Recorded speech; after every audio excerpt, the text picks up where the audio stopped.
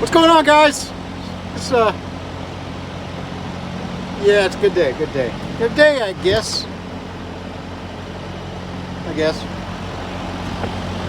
What's going on? Welcome to the channel. We're going to talk a little bit about what that intro was about. And if you saw my quick video or my YouTube short, if you saw that, you'll know a little bit more about it. So hang on. As you can see, I'm in another truck right now because my boss is gracious enough to rent me one, and we got a couple spares, so I'm very fortunate in that regard because it could be a very, very long time before I see my Peterbilt again. But we're gonna go ahead and get this trailer hooked up, and I'm gonna go find a parking place, and we're gonna talk a little bit about it. But yeah, I'm in a Volvo right now, guys.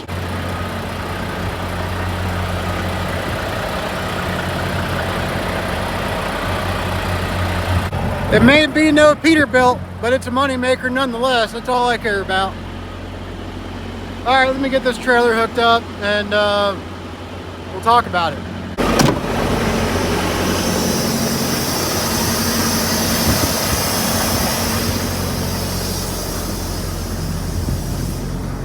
It's taking a little getting used to this truck too. There's so many things about it. You know, when you have your own truck, you know, whether you're a company driver or an owner operator, when you have the same truck all the time, you just learn the placement of all the buttons, the switches, the controls. Tires are good. Ah, I forgot my seal. No. Anyways, you learn all the, you get used to all the placement for everything and how the truck behaves, and every little tiny thing you just kind of get used to.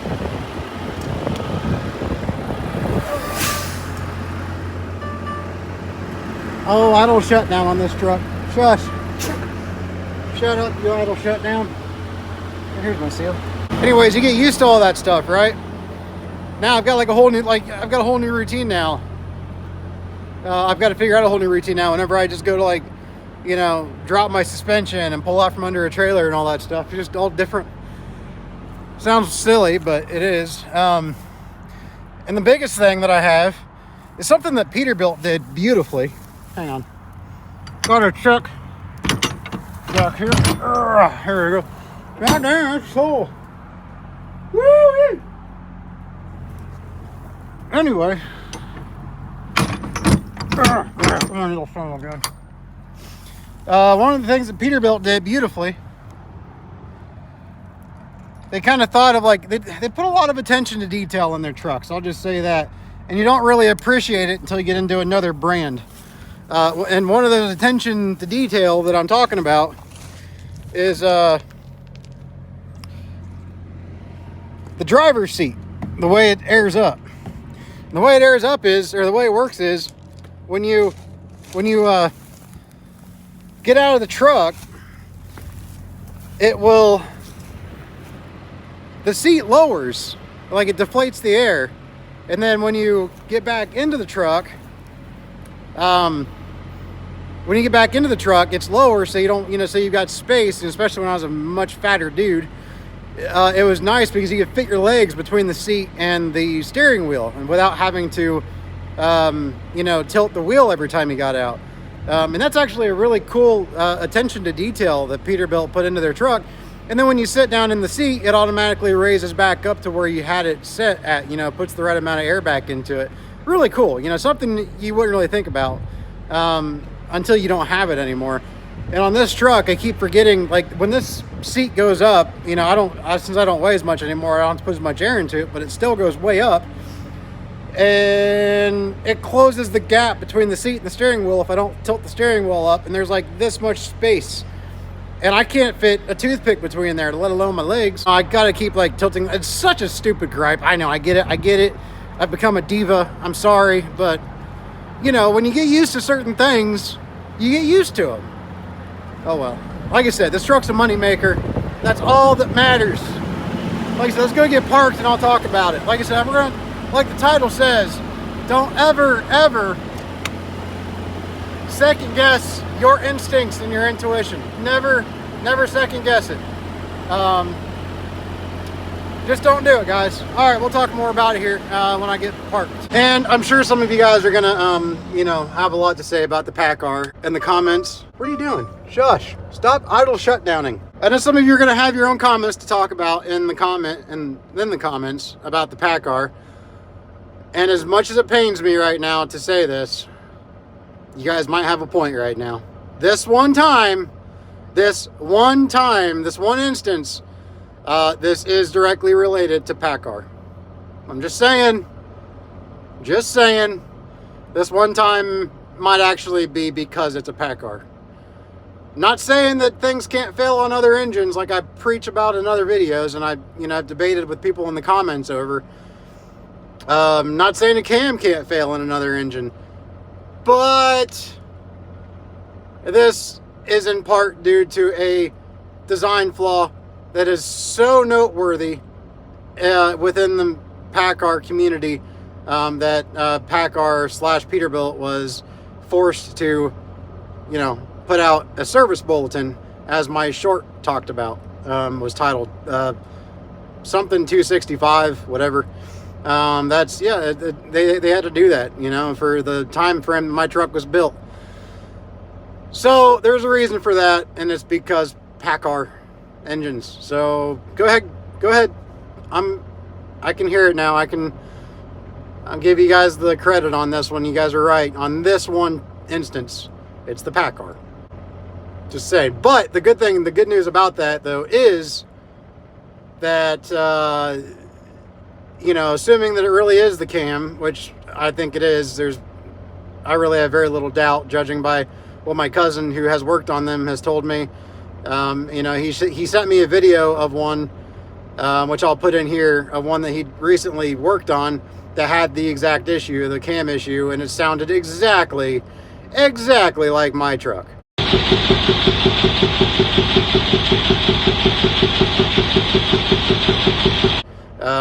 No difference at all. So I'm pretty sure it's the cam, and being that it's the cam, there is a chance that it could need the entire long block replaced. So I could get an entire new engine under warranty. Potentially. So maybe PACCAR is actually really good, because I could get a brand new engine with a brand new engine warranty from all this mess. I'm just saying. All you naysayers out there, again, you're right. No other engine manufacturer would have done that. No other engine manufacturer. Nope. Wouldn't have happened with the Peterbilt, or it wouldn't have happened with the Caterpillar. Oh, I'm giving you guys shit. All right, let's go get parked.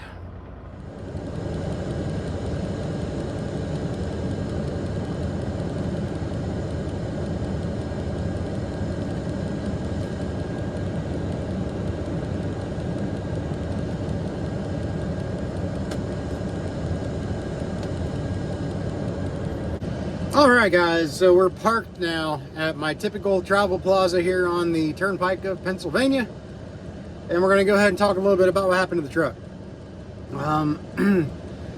So yeah, the truck broke down. Appreciate you watching the video. Come back, watch the next video. Hope you guys all have a good one. Survive to thrive out there, guys. Just kidding. Oh man. Yeah, let me shut the truck off. This truck, I don't have an APU on here, so it's a little, the sun coming in is kind of heating the inside of the truck up, so I'm just letting it cool off a second. You know, all that good stuff. Don't have a lot of things in here that I have in my other truck, so I'm out of my comfort zone right now. No microwave, no refrigerator. That's just the way it is. I'm not complaining. I'm sure my boss will watch this. I ain't complaining, I promise. I'm just stating a fact. That's all I'm doing. All right, so anyways, guys, yeah, as I stated before I parked and everything, she's angry. You hear that? Or does somebody hit me? No, nobody's there. As I stated, one thing that I've learned from this, which, you know, luckily I don't think I'm going to be in too big of a issue. I hope not anyway. But one thing I've learned is trust your instincts.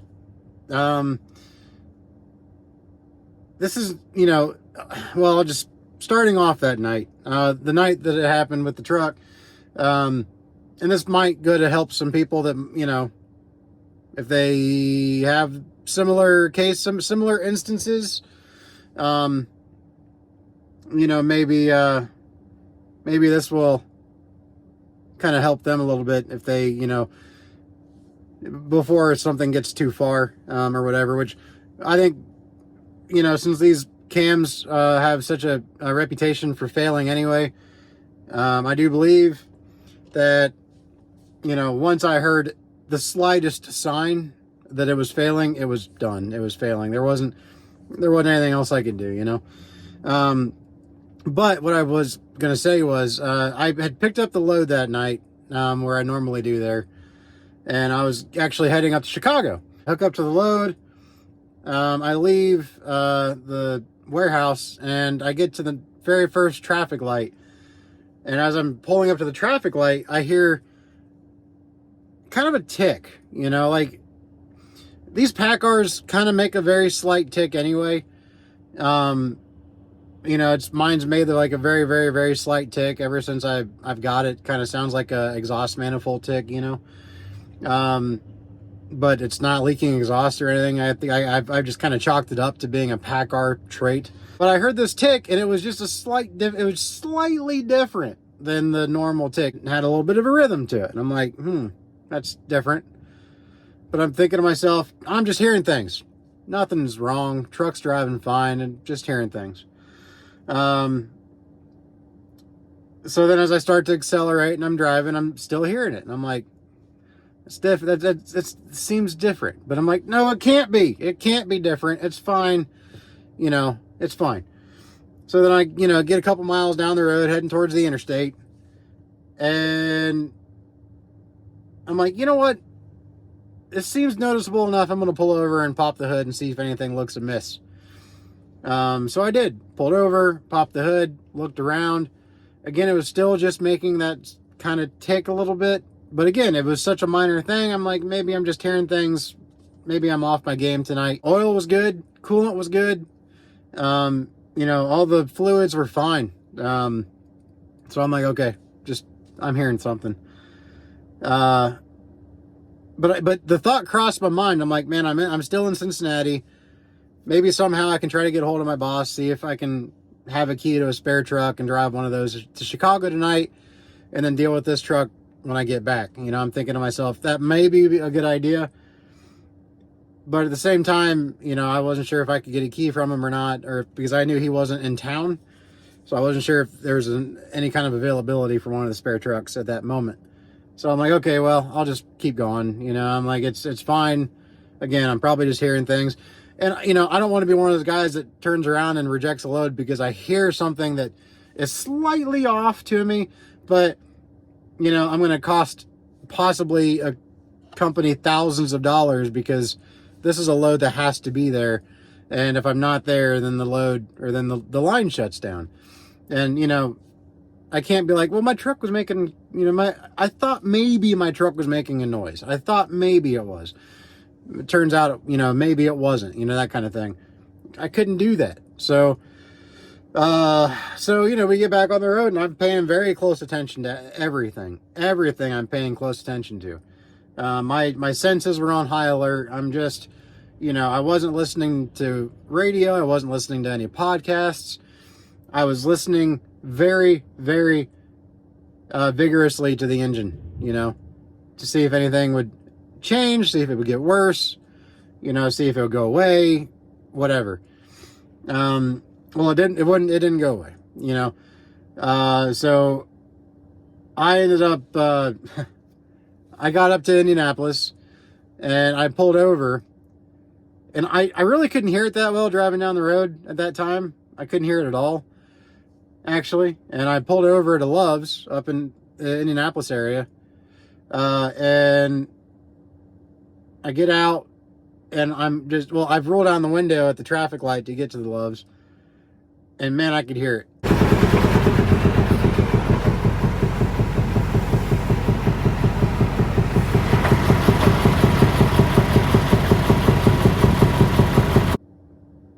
that's when I got a little bit worried. I'm like, okay, my engine ain't supposed to sound like that. I know that something's up now, but you know, I mean, clearly something happened. And I couldn't get a hold of anybody, any shops that time of night. It was like 3 in the morning, somewhere around there, 2 or 3 in the morning, about 2:30.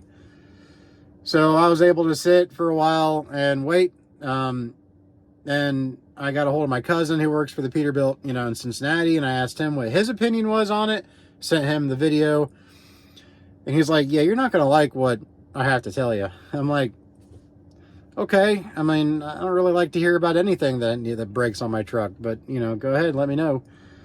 He said, yeah, he's like, I'm 99.9% sure it's the camshaft. He said that's a very problematic component on these engines, on those particular engines for that particular time frame. And he looked up my truck. He was at home, but he has access to, what's it called? SIR, I think it is. SIR is what they call it. The database for all the Peterbilts and Kenworths with the PACCAR. And he looked it up, and he's like, your truck was built in this time. It falls within the window that they were putting these faulty camshafts in. I'm like, great, faulty camshaft, because this engine is cheap enough to work on. And then he hits me with the zinger on this one. I didn't know this about these PACCARs. He hit me with the zinger. The camshaft, which I may have actually heard this once before, but I kind of put it out of sight, out of mind, because one of those things, it's so traumatic you don't want to remember it. But he was like, hey, the problem with the camshaft is it's an engine out job. Yeah, for those that don't know PACCAR, you heard that right. It is an engine out job for a camshaft because it comes out of the back of the engine. So you got to pull the engine just to take the cam out. And I'm like, oh my God. I'm like, okay, so that's fantastic. And then he sent me a video of a truck that they recently worked on at the Cincinnati dealer. That was the camshaft. And, I think I'll either put it in now or I put the video in earlier when I mentioned it. Sounded exactly the same as mine. Exactly. And, I'm looking it over while it's idling my truck, and you put your hand, as I made evident on the the YouTube short, you could see the airflow coming out of the intake. That's not how that's supposed to work. The engine's supposed to suck air into the intake, not pump air out. It's not an air pump. It's not it's not an air compressor. I mean, technically an engine is a giant air compressor, but it does a little bit more than that. And it's not supposed to pump air out of the intake is the point of what I'm trying to make here. But you could see with the PACCAR tag on the air filter, that it was pumping air out with that sound, with the rhythm of the bass drum.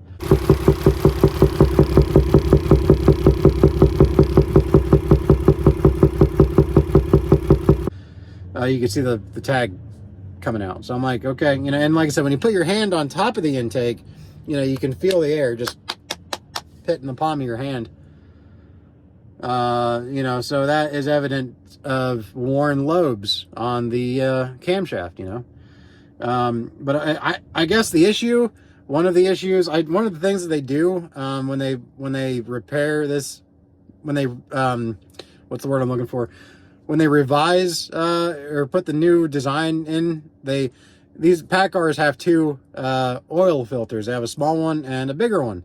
I guess they completely delete the small oil filter. I don't know if that is a contributing factor. I mean, obviously it is, but I don't know how. I guess maybe it starves itself of oil. The design with that small filter kind of starves itself of oil, because they say that's one of the factors is it's not being lubed properly.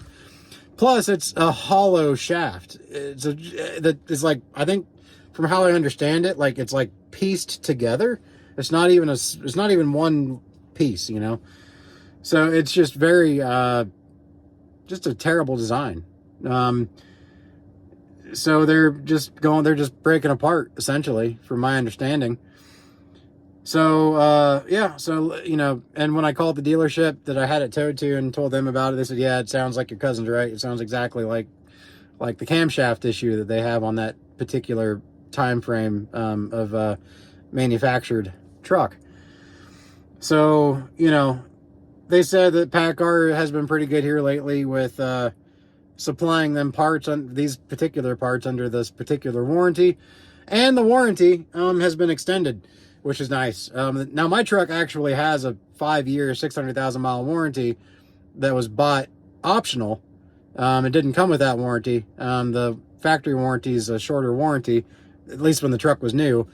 So it actually has a longer extended warranty from the factory that I signed paperwork for when I bought the truck signed over to me.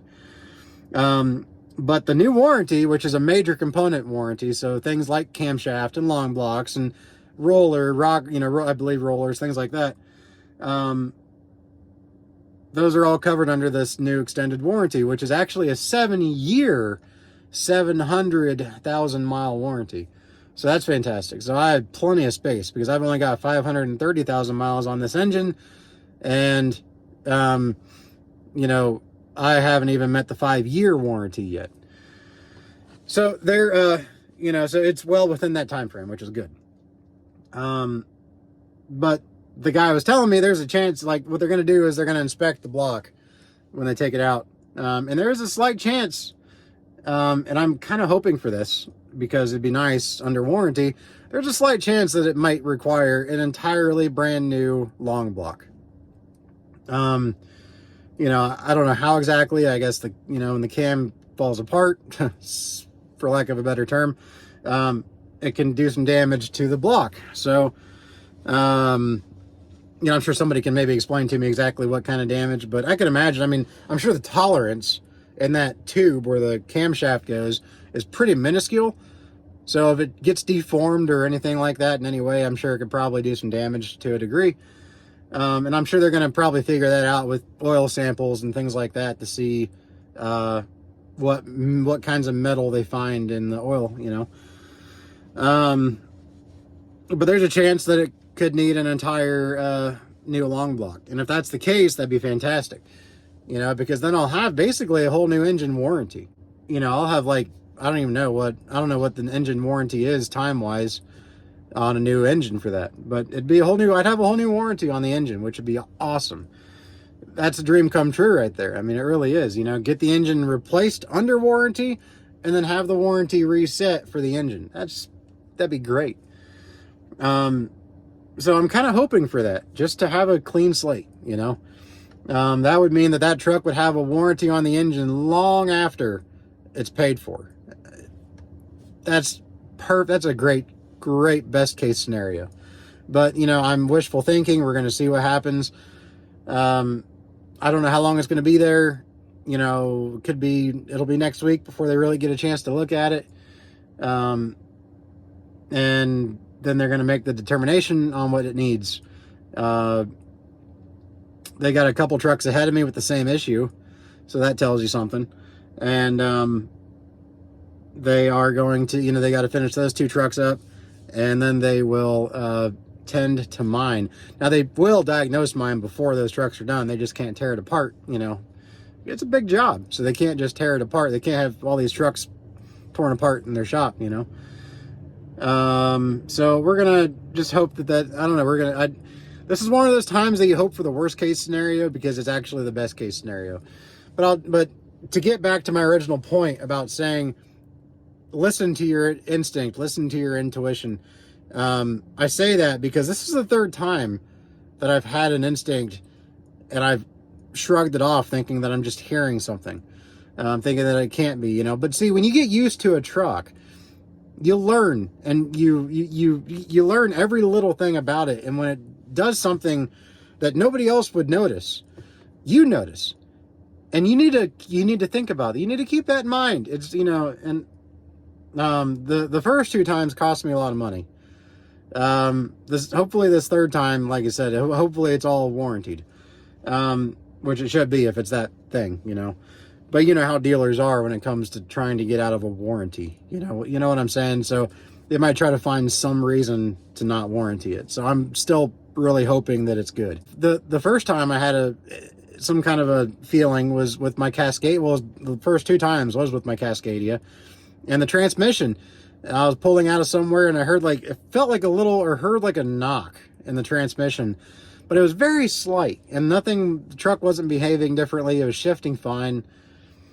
And so I'm like, and my driver's seat had recently broken like earlier that day, so it was kind of making some noise that it didn't make before.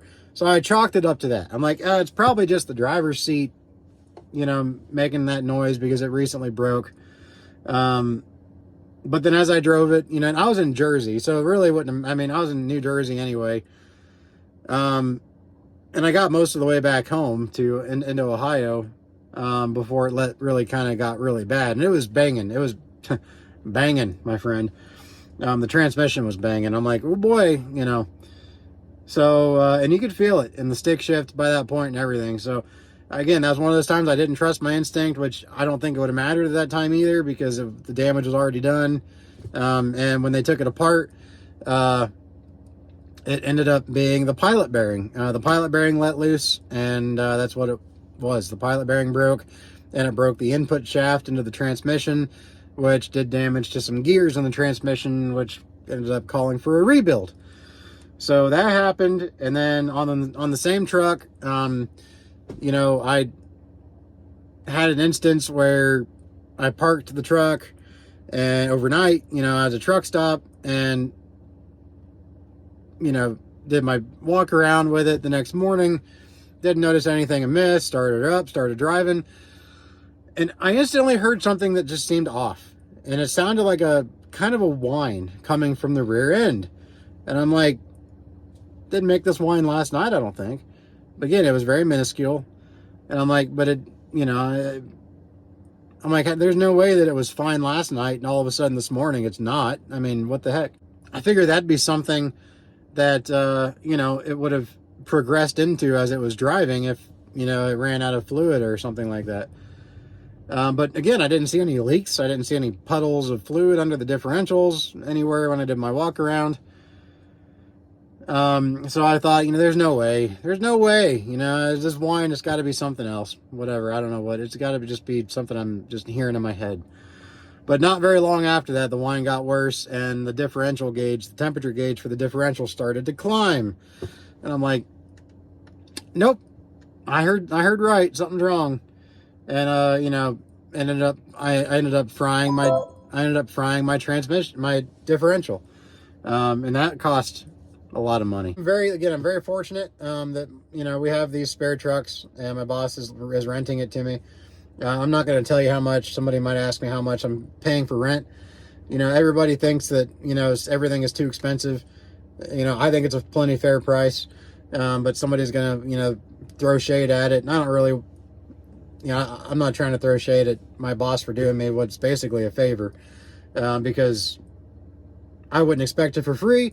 And, because if he didn't have this or another spare truck, then, I'd be down for probably a month with no income. So it's plenty fair in my books. Now, he does his other spare truck that he has is his Lone Star. And he told me that if I want to, I could drive the Lone Star. And I'm thinking about doing that. Thinking about driving the Lone Star. He's had a lot of work just recently done to it. It's got a whole new front bumper on it. Looks pretty good. It's driving really good. And I'm thinking about driving that just because it'd be kind of reminiscent of my earlier owner-op days. When I first started owner-opping, and my very, very first jump into the owner-opdom was with a quality lease truck, and it was a Lone Star, as some of you guys might remember from my very, very, very early videos. I was driving a black Lone Star, and something about the Lone Star, man, like I said, something just, it brings me back, it brings me back to when I was doing when I first started, and it's kind of just a very nostalgic truck to me. So it might be kind of fun to drive that truck, and kind kind of remember my roots as an owner-operator.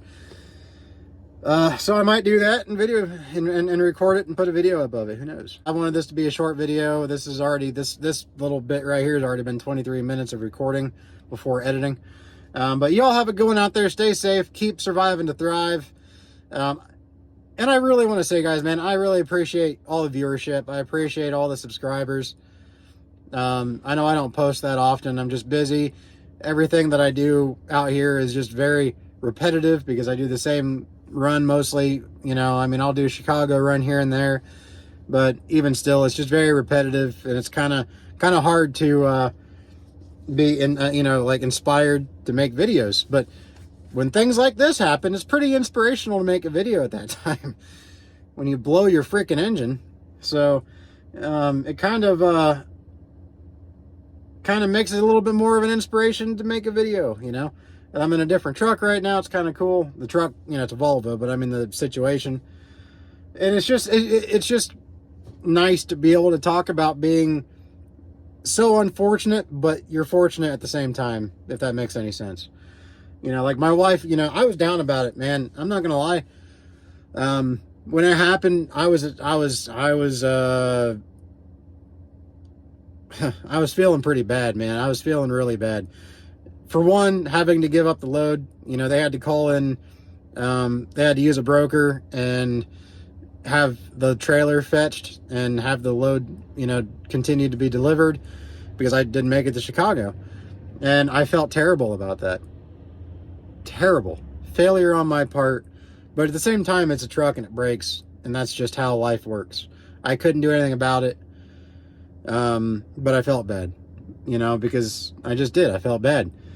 But also I felt bad. This is the biggest breakdown I've ever had on a truck. And I was just feeling really bad.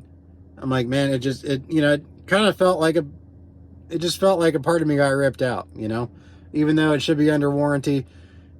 It just, you know, so it really wasn't necessarily the money. It just didn't feel right to me. I don't know how to explain it. It just didn't feel right to me. I mean, I was depressed. I was feeling down. And my wife kept trying to make me feel better. She kept saying, hey, it could always be worse. You know, she drove up to Indianapolis to pick me up at the dealership. I'll get to this in a second. She picked me up at the dealership in Indianapolis. You know, I was gloomed. I was just down, man. Super down. And she just kept saying it could be worse. You know, she's like, you know, it could be not under warranty. You could have been further from home. You know, we could not have access to a truck for you to drive while this truck is being repaired. She's right. And she's good at it. She's really, you know, my wife's right most of the time. Most of the time, men. Don't let the wives always convince you that they're always right. They're only right 99.999999999999999% of the time. There's that slight chance that they're not right, you know, and she is this time, as usual. But yeah, so you know, she was trying to make me feel better. But also though, something else to, you know, that I wanted to point out there that I was just reminded of, the towing company that towed me to, I'll give them a shout out. You know, I don't get, you know, sponsorships or anything like that. You know, or deals for, you know, the guy doesn't even know I have a YouTube channel. The wrecker guy didn't even know that. I never even mentioned it. Why would I? I don't do that. I don't have much clout, but I don't use the little clout that I have to get deals. I just don't do it. But he picked me up, and you know, he's a hell of a nice dude, you know. But the towing company is Zors Towing Company out of Lebanon, Indiana, because you want to, you know, the Asian My Show, or I guess the Mother Trucker Network now. You know, they do a lot of reporting of predatory towing, which they should. Predatory towing is a big problem in this industry. So it's nice to point out when we have, when there's a good towing company out there, and I'm doing just that. Zors Towing out of Lebanon, Indiana, which is right where I was Lebanon, Indiana, when I called her quits. Lebanon, Indiana, Zors Towing, Zores. fantastic towing company, man. They only charge $200 per hour to tow your truck, as long as it's just the bobtail, as long as it's just the truck, not the combo. $200 per hour. And they don't even charge a hook fee. You know, most of these wrecker companies, they'll charge you an additional $200, $300, $400 just to hook to your truck. And then on top of that, the hourly wage or the hourly rate. They don't do that. At least not when it's an easy situation like mine was. He did say there are some instances where they do charge a hook fee, but it's for a much, much different situation. And, you know, so $200 an hour. They charged me, I was in Lebanon, which is like 40 minutes away, about 40 miles away from the dealership that's on the opposite end of Indianapolis from where I was. And they charged me $400 to drive 40 whatever miles. And of course, that time included driving back to Lebanon where the yard was, you know, and the time that it took him to hook up my truck. That was all included. $400 for a tow like that, you know, that's good. You know, somebody out there that may never have been towed before, they're probably thinking $400 for 40 miles. Yeah, that's a damn good deal. So, you know, and the guy was, like I said, super nice. And he was even telling me about a really bad accident that he worked not too long ago. And I was expecting him to say it was going to be like a $30,000+ tow bill, because it took a lot. They had to have a rotator out there. It was a bad wreck. Multiple wreckers were on scene. And I asked him, I'm like, how much did you charge for that? And he said 10 grand. I would have expected way more than that. 10 grand to clean up a major accident scene with a rotator involved, that's pretty darn good. So Zors, good one on you. I really appreciate you doing what you did. Really appreciate the tow down there to the dealership. You guys handled it like absolute professionals. You know, he, you know, of course, he towed it from the back, you know, so he wouldn't have to take apart the drive line. You know, he secured the fairings so they wouldn't blow apart going down the road. He didn't go super fast to create, you know, so he could create less wind drag on my truck. Just awesome professional tow truck driver. And I can't remember the guy's name. I feel bad now. Can't remember his name, the actual driver's name, but super nice dude. But anyways, yeah, so Zors Towing out of Lebanon, Indiana. If you're ever in that area and need a tow, look them up. But anyways, yeah, with that said though, guys, I'm going to jump off here. I'm going to eat some dinner and relax. And I guess edit this video. And you guys all have a good one out there. And again, I really appreciate everybody that views these videos. It means a lot to me. And I know that I don't get that many views. And a lot of it has to do with, besides my extremely boring personality, I'm sure, a lot of it has to do with I just don't post that much, so the algorithm doesn't favor somebody like me. But I really appreciate those who do click on it and view it, even if you don't watch through the whole thing. But if you did watch the entire thing, awesome. Really, thank you. You have a special thank you in my book. But guys, all have a good one out there, and please stay safe. Please stay safe. And I hope you guys all have better luck than I've been having here lately. First, that massive bill from Keith's, then the radiator blowing out on me 2 weeks ago, and now my engine blowing out. That's basically pretty much what it amounts to. So, you guys all have a good one out there, and again, God, I keep repeating myself. See you guys later. All right, just see you later. Take care. Bye.